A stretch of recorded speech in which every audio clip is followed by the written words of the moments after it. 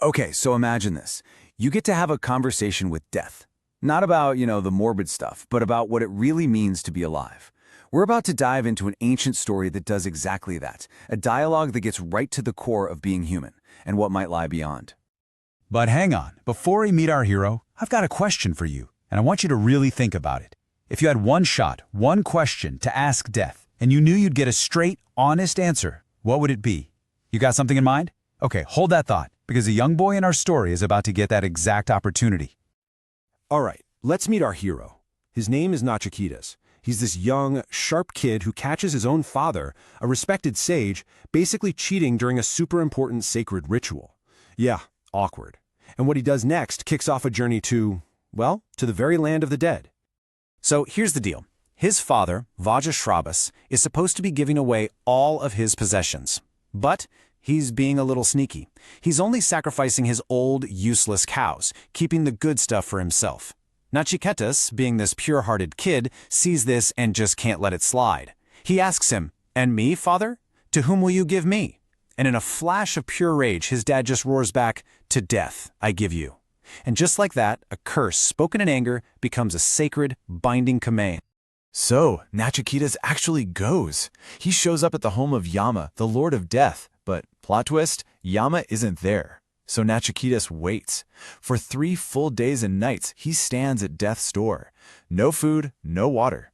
When Yama finally returns, he's absolutely horrified. You see, leaving a guest waiting is a massive offense, and for the guy who literally enforces cosmic law, Yama knows he's made a huge mistake. To make things right, Yama offers the boy 3 wishes, one for each night he waited. And the way Naciketas uses these wishes, man, it reveals a profound wisdom about what truly matters. First wish? Super simple, super honorable. Let my father not be angry with me. He settles his worldly business first. The second wish, he asks for the keys to heaven, the secret ritual that gets you to the best possible afterlife. But it's that third boon that changes the entire game. He looks death in the eye and asks about the great mystery, what really happens when we die. Yama is just stunned. He never expected a question this deep from a kid. So before he answers, he decides he has to put Naciketas through one final, ultimate test to see if he's actually worthy of the truth. Yama lays it all out for him. He says, look, kid, there are 2 fundamental paths in life. There's Preyas, the easy, pleasant path of chasing pleasure and all the shiny objects. And then there's Śreyas, the harder, inward path of pursuing what is truly good and lasting.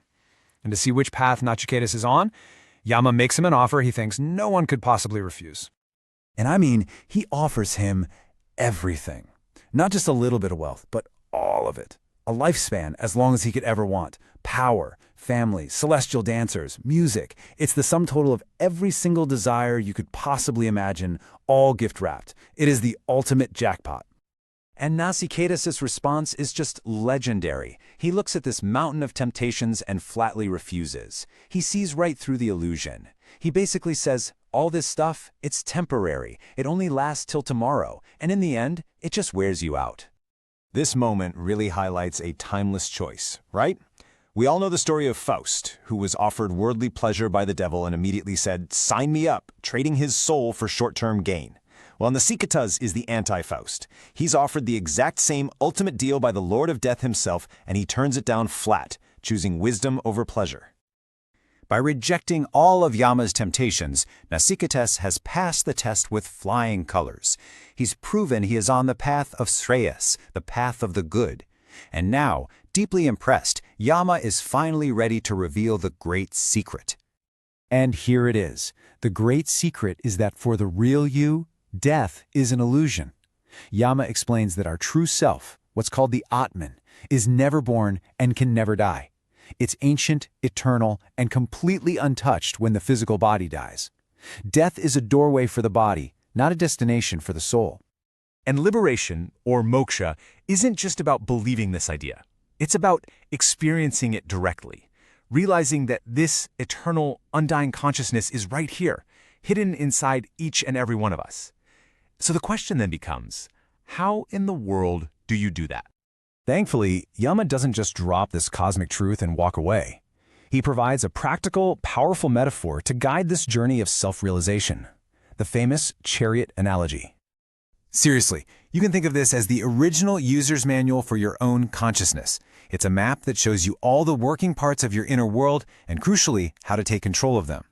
Let's break this down. You, your true self, the Atman, you're the master riding in the chariot. Your body is the chariot itself.